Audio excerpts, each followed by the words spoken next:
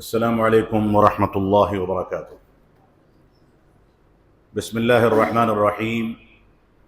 الحمد للہ رب العالمین، والصلاة والسلام علی رسولہ الکریم محمد وعلی آلہ واصحابہ اجمعین، اما بعد۔ اعوذ باللہ من الشیطان الرجیم، بسم اللہ الرحمن الرحیم۔ یرفع اللہ الذین آمنوا منکم والذین اوتوا العلم درجات۔ وقال اللہ تبارک وتعالی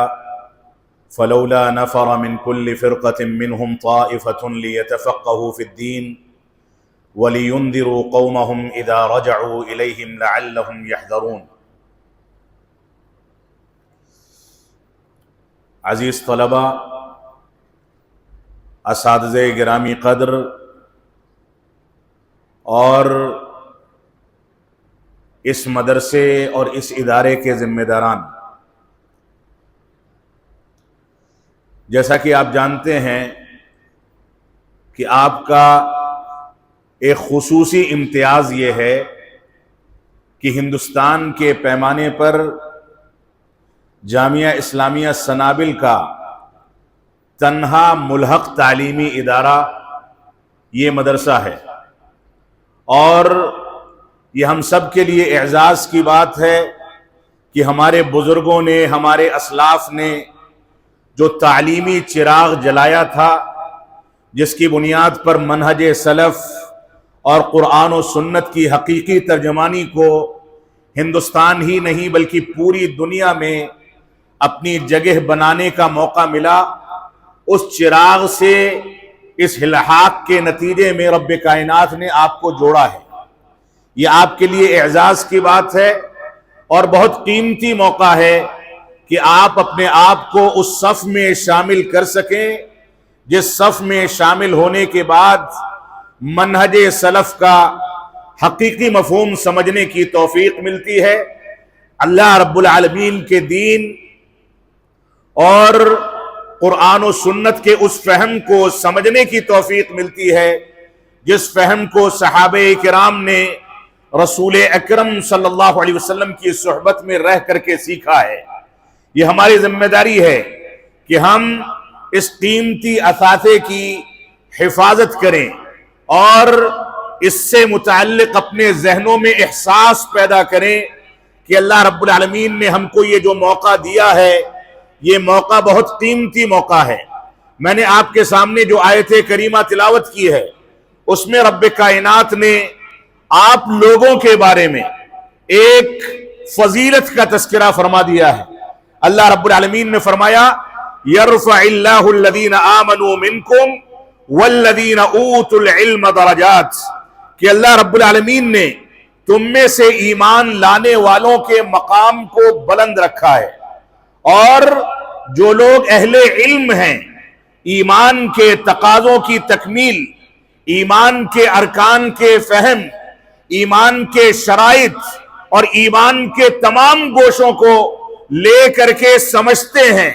اس کا فہم حاصل کرتے ہیں اور اس کا علم حاصل کرتے ہیں، تو علم حاصل کرنے کی بنیاد پر ان کا مقام اہل ایمان سے بھی زیادہ بلند رکھا گیا ہے۔ یہ مقام آپ کو حاصل ہے۔ اللہ رب العالمین نے اسی وجہ سے یہ بھی فرمایا فلولا نفر من كل فرقة منهم طائفة ليتفقهوا في الدين ولينذروا قومهم اذا رجعوا اليهم لعلهم يحذرون۔ اللہ رب العالمین کا فرمان ہے کہ تم میں ایک جماعت ایسی ہونی چاہیے جو نکلے، دین کا فہم حاصل کرے، قال اللہ اور قال الرسول کے مفہوم کی تعیین کرے، اس کے مفہوم کو سمجھے، اس کے مطابق زندگی کو ڈھالے، اور جب اپنی قوم کی جانب، اپنی بستیوں کی جانب، اپنے خاندانوں کی جانب، اپنے گھرانوں کی جانب اور اپنی آبادیوں کی جانب لوٹے تو لوگوں کو ڈرائے اور بتائے کہ کیا چیز کرنی ہے، کن چیزوں سے بچنا ہے، امر بالمعروف اور نہی عن المنکر کا تقاضا کیا ہے، وہ بتائے لوگوں کو کہ کیا کرنا ہے اور کن چیزوں سے بچنا ہے، وہ لوگوں کو ترغیب دلائے کہ فلاں اعمال انجام دیے جائیں اور ترہیب کرے، ڈرائے، لوگوں کو بچانے کی سعی کرے ان چیزوں سے جن چیزوں سے بچنے کا حکم دیا گیا ہے۔ تو یہ ہمارا مقام ہے، ہماری عظمت ہے جو رب کائنات نے اس آیت کریمہ کے اندر ہم کو اپنی ذمہ داریوں پر ابھارتے ہوئے ذکر فرما دی۔ تو فرمایا جب وہ اپنی قوم کی جانب لوٹے تو لوگوں کو ڈرائیں تاکہ لوگ ڈرنے لگیں، صحیح اور حقیقی دین کی پیروی کرنے لگیں۔ عزیز طلبہ اور اساتذہ گرامی قدر، آپ اگر اپنے مقام کو سمجھیں گے اور جس مقصد کے لیے آپ اس کلیہ میں یا اس مدرسے میں یا اس چہار دیواری میں یا اس ہاسٹل میں تعلیم کے حصول کی غرض سے آپ آئے ہیں، اگر آپ اپنے مقصد کو سمجھیں گے تو یہ مقصد بہت پاکیزہ مقصد ہے۔ یہ مقصد قرآن و سنت کی ترویج کا مقصد ہے، یہ مقصد منہج سلف کو سمجھنے کا مقصد ہے۔ اسی مقصد کی تکمیل کے لیے رب کائنات نے ہم کو دعوت و تبلیغ کی ان ذمہ داریوں پر فائز کیا ہے۔ اس مقصد کی تکمیل کے لیے اگر آپ قرآن و سنت کا مطالعہ کریں گے تو آپ کو بے شمار ایسی آیتیں اور ایسے دلائل ملیں گے جن دلائل میں خصوصیت کے ساتھ آپ کو مخاطب کر کے آپ کی ذمہ داریوں پر ابھارا گیا ہے۔ اللہ رب العالمین کا فرمان ہے وَأَنَّ هَذَا صِرَاطِي مُسْتَقِيمًا فَاتَّبِعُوهُ وَلَا تَتَّبِعُوا السُّبُلَ، یہ میرا سیدھا راستہ ہے، اس کی پیروی کرو اور دائیں اور بائیں جانب کے جو مختلف راستے ہیں جن پر ماتریدیہ، رافضہ، خوارج، اہل کلام کے مختلف باطل فرقے، دین کی غلط تشریح کرنے والے افراد بیٹھے ہیں، ان راستوں کی پیروی مت کرو۔ اگر تم صراط مستقیم کی پیروی کرو گے تو شیطان رجیم شکست پا جائے گا، اگر تم صراط مستقیم کی پیروی کرو گے تو گویا تم نے صحابہ کرام کے راستے کی پیروی کر کے ان کا طریقہ اپنا کر کے اپنے آپ کو اس صراط مستقیم پر چلتا بنا لیا، جس صراط مستقیم پر چلنے کے بعد لوگ شاہراہ جنت پر چل کر کے جنت کے قریب پہنچ جاتے ہیں اور کامیابی دنیا میں بھی اور آخرت میں بھی ان کے قدم بوسی کرتی ہے۔ لہذا ہماری ذمہ داری ہے کہ ہم صراط مستقیم کو سمجھیں اور دائیں اور بائیں کے جو شیطانی راستے ہیں ان سے اجتناب کریں۔ اللہ کے نبی صلی اللہ علیہ وسلم تشریف فرما تھے، بے شمار افراد موجود تھے، آپ نے ایک لکڑی کا ٹکڑا اٹھایا اور راستے پر یا زمین پر ایک سیدھی لکیر کھینچ کر کے اسی آیت کریمہ کی تلاوت فرمائی وَأَنَّ هَذَا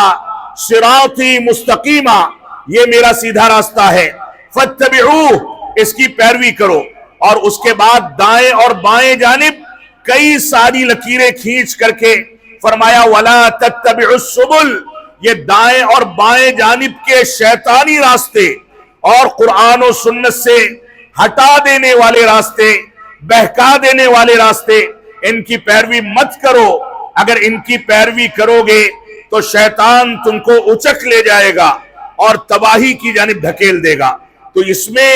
صراط مستقیم کے راستے کی صحیح تعیین کرنے والے، صراط مستقیم پر پوری جرأت کے ساتھ عمل کرنے والے، صراط مستقیم کے حدود کی تعیین کرنے والے آخر کون لوگ ہیں؟ یہ علماء اور طالبان علوم نبوت ہیں جو قال اللہ اور قال الرسول کو سمجھنے کے لیے ان مدرسوں کی چہار دیواری میں آتے ہیں اور صراط مستقیم کے حدود کی تعیین کرتے ہیں اور شیطانی راستوں سے بچنے کا سامان پیدا کرتے ہیں۔ تو آپ کی ذمہ داری ہے کہ آپ اپنے مقام کو سمجھیں۔ یہ منہج سلف جو قرآن و سنت کی حقیقی تعیین کا نام ہے، منہج سلف جس کے بارے میں رب کائنات نے ارشاد فرمایا فَإِنْ آمَنُوا بِمِثْلِ مَا آمَنْتُمْ بِهِ فَقَدْ اهْتَدَوْا، اگر تم صحابہ کرام کی کیفیت کا اور ان کے طریقے پر چل کر کے ان کے مانند ایمان لے آؤ گے تو ہدایت پا جاؤ گے۔ یہ حقیقی ایمان جو صحابہ کرام کے منہج پر اختیار کیا جاتا ہے، یہ حقیقی ایمان حقیقت میں صحابہ کرام کے اسی منہج کی تعبیر ہے جس کو آج کے دور میں ہم منہج سلف کے نام سے یاد کرتے ہیں۔ یہ منہج سلف جس کا امتداد یہ مدارس اسلامیہ ہے، یہ منہج سلف جس کی بنیادوں پر زندگی گزارنے والے کو کامیابی کی ضمانت دی گئی ہے، یہ منہج سلف جس کو صراط مستقیم کہا گیا، جس کو ایمان کی اس کیفیت سے تعبیر کیا گیا جو کیفیت صحابہ کرام نے اختیار کی تھی، یہ منہج سلف حقیقت میں قرآن و سنت کی وہ ترجمانی ہے جس کو لے کر کے صفہ کے چبوترے پر صحابہ کرام اسی طریقے سے مسجد کے ایک کونے میں رسول اکرم صلی اللہ علیہ وسلم اور ہمارے امام اعظم رسول اکرم صلی اللہ علیہ وسلم کی قیادت میں اس صفہ کے چبوترے پر تعلیم و تعلم کے لیے بیٹھا کرتے تھے۔ انہی کے بیچ میں ایک چھوٹا سا بچہ ابو ہریرہ نامی ایسے ہی دوسرے صحابہ کرام جو دین کی تعلیم کو حاصل کرنے کے لیے وہاں بیٹھے رہتے تھے، غشی طاری ہو جاتی تھی، بھوک اور پیاس کے نتیجے میں تل ملا اٹھتے تھے، لیکن دین کا کوئی سبق چھوٹ جائے وہ ان کو گوارا نہیں ہوتا تھا۔ لہذا صفہ کے چبوترے پر جو پیغام دیا گیا اسی پیغام کا امتداد یہ مدارس اسلامیہ آپ کے سامنے پیش کرتے ہیں۔ یہاں پر قال اللہ اور قال الرسول کی صدائیں بلند کی جاتی ہیں، یہاں پر آپ کو بتایا جاتا ہے کہ قرآن و سنت کے تقاضے کیا ہیں، یہاں آپ کو سکھایا جاتا ہے کہ بڑوں کا احترام کیسے کیا جائے، چھوٹوں پر شفقت کیسے کی جائے، یہاں آپ کو بتایا جاتا ہے کہ قرآن و سنت کا مقام کیا ہے، یہاں آپ کو سکھایا جاتا ہے کہ قبروں کی جانب سجدہ کرنا یا قبروں پر جھکنا یا وہاں منتیں مانگنا، وہاں دعائیں کرنا، قبروں کو پکا کرنا، قبروں پر چادریں چڑھانا، پھول چڑھانا، وہاں پر چراغاں کرنا، قبروں کو مقدس سمجھنا اور قبروں پر بیٹھ کر کے تلاوت کرنا یا درود پڑھنا، فاتحہ پڑھنا، یاسین خوانی کرنا، یہ ساری کی ساری چیزیں انہی مدارس اسلامیہ میں آپ کے سامنے واضح کی جاتی ہیں کہ یہ سب کا سب شرک ہے، بدعت ہے۔ شریعت اسلامیہ کی تعلیمات میں ان چیزوں کی گنجائش موجود نہیں ہے۔ تو عزیز طلبہ، آپ کو یہ جو سنگم ملا ہے، یہاں سے اس چشمے صافی سے آپ قال اللہ اور قال الرسول کی صداؤں کو سیکھ کر کے نکلتے ہیں اور امت اسلامیہ کے سامنے دعوت و تبلیغ کی جو ذمہ داری آپ کے کندھوں پر ڈالی گئی ہے، یہ حقیقت میں وہ سنگم اور چشمے صافی ہے جس کے بارے میں رسول اکرم صلی اللہ علیہ وسلم نے ارشاد فرمایا تھا۔ ابو ہریرہ رضی اللہ عنہ راوی حدیث ہے، فرماتے ہیں کہ اللہ کے نبی صلی اللہ علیہ وسلم نے فرمایا من سلک طریقا یلتمس فیہ علما سہل اللہ لہ طریقا الی الجنہ۔ صحیح مسلم کی روایت ہے کہ جس کو رب کائنات ایسے راستے پر چلا دیتا ہے جس راستے پر چل کر کے وہ علم شریعت کو حاصل کرنا چاہتا ہے، تو ایسی صورت میں رب کائنات اس کے لیے جنت کے راستے کو آسان کر دیتا ہے۔ یہاں پر آپ کے سامنے جو قرآن و سنت کی تعلیمات منہج سلف کی روشنی میں پیش کی جاتی ہیں، یہ آپ کی بنیادی ذمہ داری ہے۔ آپ کا انتساب جماعت اہل حدیث یا اسلاف امت کی جانب ہونا یہ آپ کے لیے شرف کی بات ہے، آپ کے لیے فخر کا لمحہ ہے کہ آپ اسلاف امت کی جانب نسبت کر کے اپنے آپ کو سلفی کہتے ہیں، آپ احادیث رسول مبارکہ کی جانب نسبت کر کے اپنے آپ کو اہل الحدیث کہتے ہیں، آپ امت محمدیہ کی جانب نسبت کر کے اپنے آپ کو محمدی کہتے ہیں۔ آپ کی نسبت اہل سنت والجماعت کی جانب اس وجہ سے کی جاتی ہے کیونکہ اہل سنت والجماعت نے صحابہ کرام کا وہ طریقہ دنیا کے سامنے متعارف کرایا جس کی دنیا بھوکی اور پیاسی تھی، اور اسی پر چل کر کے انسان کو آخرت میں کامیابی مل سکتی ہے۔ تو آپ علم کے حصول کے لیے یہاں پر جمع ہوئے ہیں۔ یہ موقع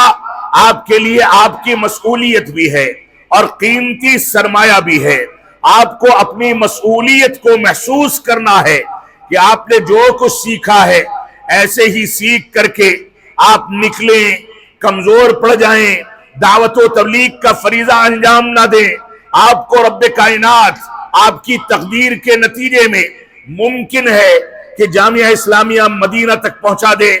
آپ عرب دنیا کی جامعات میں جا کر کے تعلیم کا حصول کریں اور وہاں سے آ کر کے پھر ہندوستان کی بھیڑ میں گم ہو جائیں، اور یہاں پر منہج سلف کی ترویج کی جو ذمہ داری آپ کے اوپر آپ کے مراحل کی تکمیل کے ساتھ آپ کی ذمہ داری بنتی چلی جا رہی ہے، اس کو ادا نہ کریں تو ایسی صورت میں آخرت میں آپ سے سوال کیا جائے گا، آپ سے پوچھا جائے گا کہ آپ کو جو امانت دی گئی تھی، جس امانت کے بارے میں قرآن مجید خود کہتا ہے کہ اِنَّا عَرَضْنَا الْأَمَانَةَ عَلَى السَّمَاوَاتِ وَالْأَرْضِ وَالْجِبَالِ فَأَبَيْنَ أَن يَحْمِلْنَهَا وَأَشْفَقْنَ مِنْهَا وَحَمَلَهَا الْإِنسَانِ۔ اللہ رب العالمین نے خود فرمایا کہ ہم نے اس امانت کو، یعنی قرآن و سنت کی، دین اسلام کی حقیقی ترجمانی کی امانت کو ہم نے آسمانوں پر پیش کیا، زمینوں پر پیش کیا، پہاڑوں پر پیش کیا، بڑی بڑی طاقتوں پر پیش کیا۔ فَأَبَيْنَ أَن يَحْمِلْنَهَا، لیکن انہوں نے قبول کرنے سے انکار کر دیا، وہ تھک گئے، لاچار ہو گئے، عاجز ہو گئے، لیکن اس انسان نے اس کو قبول کر کے اپنی ذمہ داری کو رب کائنات کے سامنے ثابت کیا۔ لہذا اس انسان کی ذمہ داری ہے کہ یہ جاہل نہ بنے، یہ انسان علم اور علوم شریعت سے بغاوت کر کے اس سے دوری کی زندگی اختیار نہ کرے، بلکہ قرآن و سنت کے مطابق اپنی زندگی کو گزارے۔ تو آپ اپنے مقام کو سمجھیں، اللہ رب العالمین نے ہماری ذمہ داری جو رکھی ہے اس کو سمجھیں۔ رسول اکرم صلی اللہ علیہ وسلم فرماتے ہیں اذا مات الانسان انقطع عنه عمله الا من ثلاثة، الا من صدقة جاریہ او علم ينتفع به او ولد صالح يدعو له۔ صحیح مسلم کی روایت ہے، تین چیزوں کا تذکرہ کر دیا گیا جب انسان اس دنیا سے فوت ہو جاتا ہے، گزر جاتا ہے، انسان کی وفات ہو جاتی ہے، تو سارے کے سارے سلسلوں کو اور اس کو ثواب پہنچنے اور نفع پہنچنے کا سارا سلسلہ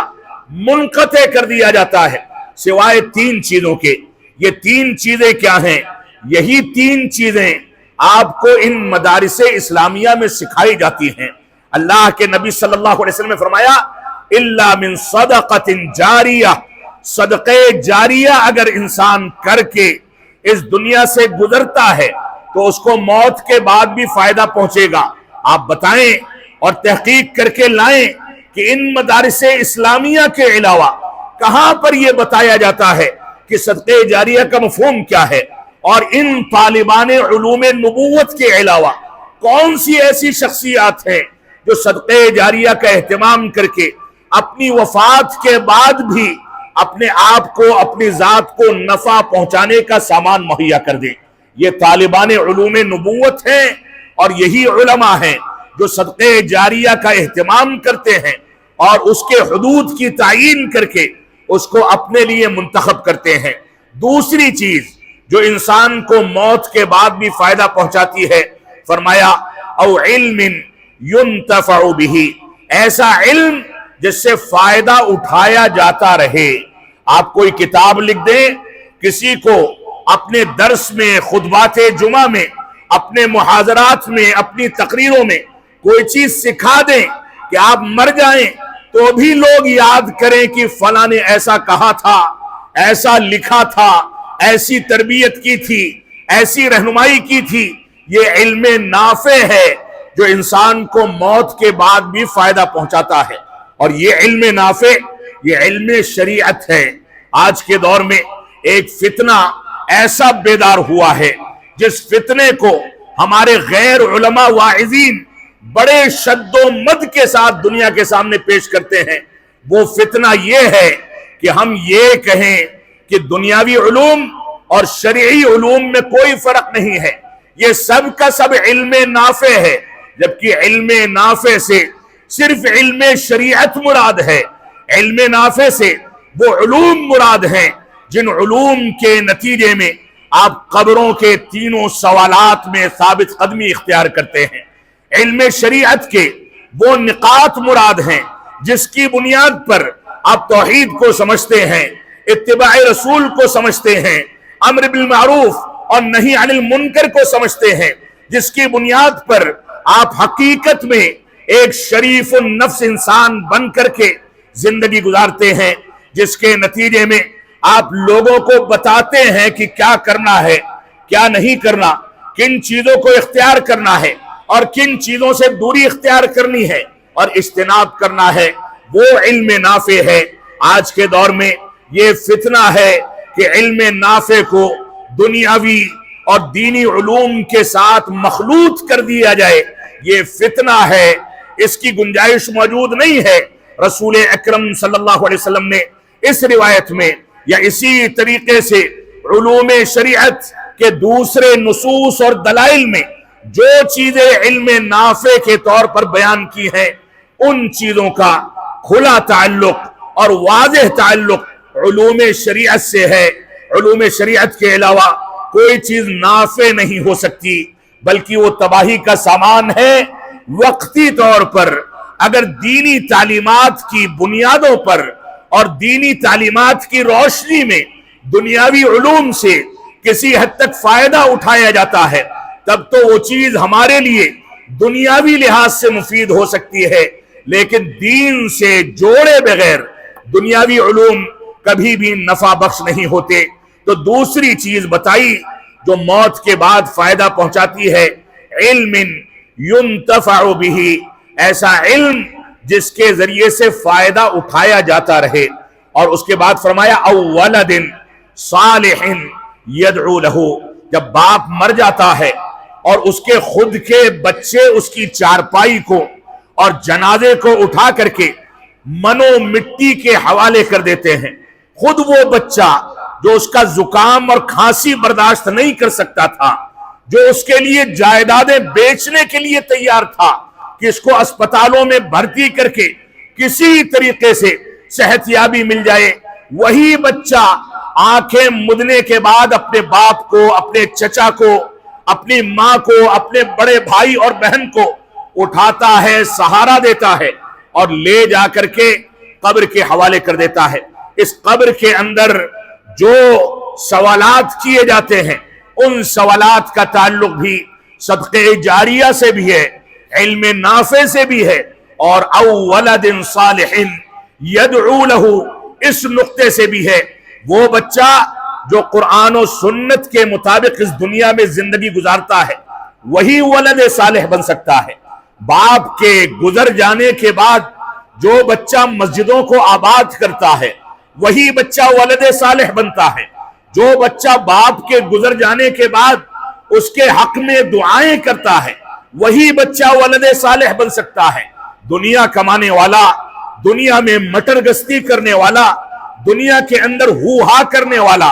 دنیا کی رنگینیوں سے فائدہ اٹھانے والا، نمازیں چھوڑنے والا، دین سے غافل ہونے والا، دین سے دوری اختیار کرنے والا، مسجدوں کو ویران کرنے والا بچہ کبھی بھی ولد صالح نہیں بن سکتا۔ تو ولد صالح بنانا یہ ماں باپ کی ذمہ داری ہے، اور حقیقی معنی اور مفہوم کے لحاظ سے بچہ ولد صالح تبھی بنے گا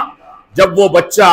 قال اللہ اور قال الرسول کی صداؤں پر توجہ دے گا، جب وہ بچہ قرآن و سنت اور منہج سلف کے مطابق زندگی گزارے گا، علوم شریعت کو حاصل کرے گا، تبھی وہ ولد صالح بنے گا۔ اس وجہ سے نتیجہ یہ نکلتا ہے کہ صفہ کے چبوترے سے شروع ہونے والا اور ابتدا پانے والا وہ علم جو علم نافع اور علم شریعت تھا، اس علم کو لے کر کے اس کے امتداد اور امتداد کے نتیجے میں مختلف شکلوں میں دنیا کے اندر قائم ہونے والے نظام سے بھرپور فائدہ اٹھانے اور اس کے مطابق زندگی ڈھالنے کو جو ترجیح دے گا، جو علوم شریعت حاصل کرے گا، جو ماں باپ کے مقام کو سمجھے گا، جو بڑوں کا احترام کرے گا، جو اساتذہ اور علماء کے مقام کو سمجھے گا، وہی ولد صالح بنے گا۔ لہذا ہمارے ماں باپ کی، ہمارے سرپرستوں کی یہ ذمہ داری ہے کہ بچوں کو اگر ولد صالح بنانا ہے تو علوم شریعت سے وابستہ کریں، تبھی جا کر کے ان کی ذمہ داری مکمل ہوگی اور وہ کامیاب ہو سکیں گے۔ یہی علوم شریعت ہیں جن کے بارے میں رب رسول اکرم صلی اللہ علیہ وسلم نے ارشاد فرمایا، ان اللہ لا يقبض العلم انتزاعا من العباد ولكن يقبض العلم بقبض العلماء۔ اللہ کے نبی صلی اللہ علیہ وسلم فرماتے ہیں کہ رب کائنات اس علم نافع اور علم شریعت کو ایک بیگ نہیں اٹھا لیتا، بلکہ علماء کی وفات ہوتی ہے، اور وفات ہونے کے ساتھ ساتھ علوم شریعت دنیا سے اٹھا لیے جاتے ہیں، اور علماء کی وفات کے ساتھ یہ علوم شریعت اور اس کے مختلف گوشے رخصت ہوتے ہیں، حتی اذا لم یبق عالما، یہاں تک کہ جب دنیا میں کوئی عالم نہیں بچے گا، اتخذ الناس رؤوسا جہالا، تو لوگ جاہلوں کو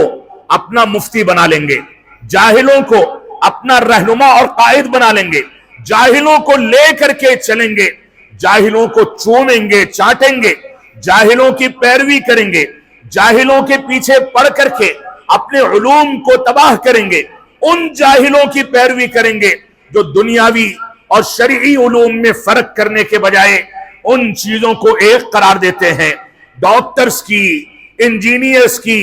برادرز کی، سسٹرز کی پیروی کریں گے، اور ایسے ہی ان جاہل واعظوں کی، متعاملین کی پیروی کریں گے جو علوم شریعت سے واقف نہیں ہیں، لیکن ایڈوکیٹ ہونے کے باوجود فتوی بازی کرتے ہیں، انجینئر ہونے کے باوجود علامہ اور مفتی بننا چاہتے ہیں۔ اس قسم کے فتنے سے نبرد آزما جو شخصیات ہیں، لوگ ان کو اپنا مفتی بنا لیں گے، لہذا مفتی بنانے کے بعد ان سے سوال کیا جائے گا، فَأَفْتَوْا بِغَيْرِ عِلْمٍ، وہ بغیر علم کے، بغیر جانکاری کے باتوں کا جواب دیں گے، فَضَلُّوا وَأَضَلُّوا، خود بھی گمراہ ہوں گے اور لوگوں کو بھی گمراہ کریں گے۔ تو ہماری ذمہ داری ہے کہ ہم قرآن و سنت کے مطابق اپنی زندگی کو ڈھالیں۔ آج کے دور میں منہج سلف کے حاملین کے لیے سب سے بڑا جو خطرہ اور سب سے بڑا جو فتنہ ہے، وہ فتنہ ذوالخویسرہ کی کوکھ سے اور اس کی ریڑھ کی ہڈی سے نکلنے والے خوارج کے فتنے کی مختلف شکلوں کا اور مختلف ڈھانچوں کا فتنہ ہے، جو اخوانیت کی شکل میں، سروریت کی شکل میں، قبر پرستی کی شکل میں، اسراریت کی شکل میں، مودودیت کی شکل میں، غامدیت کی شکل میں،